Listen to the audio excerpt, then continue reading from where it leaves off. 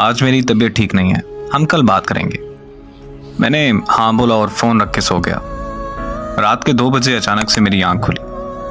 ना जाने कैसे उसका नंबर मिला दिया। उसका नंबर दूसरी लाइन पर मसरूफ था। 5 मिनट बाद मुझे वापस कॉल आई। उसकी छोटी बहन बोली कि मोबाइल मेरे पास है और आप ही सो रही हैं। अगले दिन सुबह से शाम हो गई लेकिन उसने मुझसे रब्ता नहीं किया।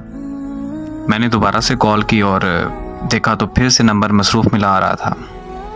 1 मिनट बाद कॉल बैक आई और उसने मुझे कहा कि मैं कज़न से बात कर रही थी। मैं खामोशी से उसकी बात सुनता रहा और फिर कुछ वक्त तक हम दोनों खामोश रहे। फिर वो कहने लगी कि अगर ऐसे ही खामोश रहना है तो मुझे बता दो, मैं कॉल बंद कर दूं।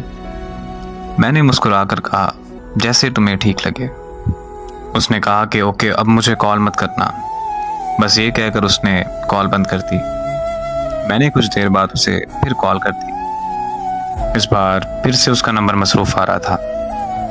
फिर उसने मेरी कॉल अटेंड की और वो बहुत खूब गुस्सा होने लग गई और मुझसे कहने लगी कि मेरी बात ध्यान से सुनो कि मैं अब तुमसे प्यार नहीं करती, मैं किसी और को पसंद करती हूँ।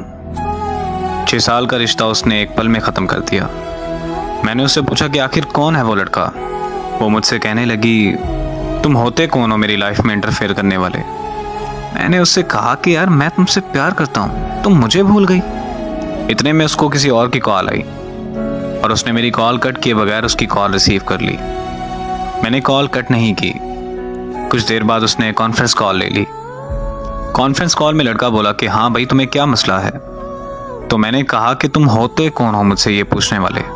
तो वो मुझे कहने लगा कि ओ यार कॉल कट करो और सो जाओ। तो साथ में ही वो बोली कि नहीं जान, ये ऐसे बात नहीं मानेगा, आप इस पागल को इग्नोर करें और मुझसे बात करें। तो वो लड़का बोला कि हाँ मैं भी तो देखूंगी ये कब तक कॉल कट नहीं करता। मोहब्बत में सितम की मिसाल और क्या तुम है। मैंने अपने महबूब को किसी और के साथ रोमांस करते देखा है। वो वक्त गुजरता गया और मैंने बहुत मुश्किल से खुद को संभाला। 3 साल बाद मुझे एक रॉन्ग नंबर से कॉल आई।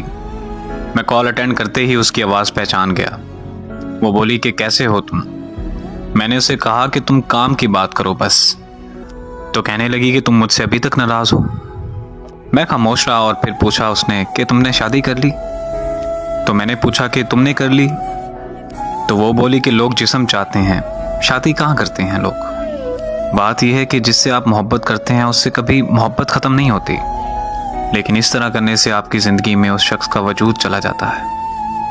और ज़िंदगी में मोहब्बत होती है, लेकिन उस मोहब्बत का मतलब एक शख्स से वफा करना होता है। और खुदारा मेरी उन लोगों से गुजारिश है कि जिस्मों से खेलकर मोहब्बत के नाम को बदनाम मत कीजिए।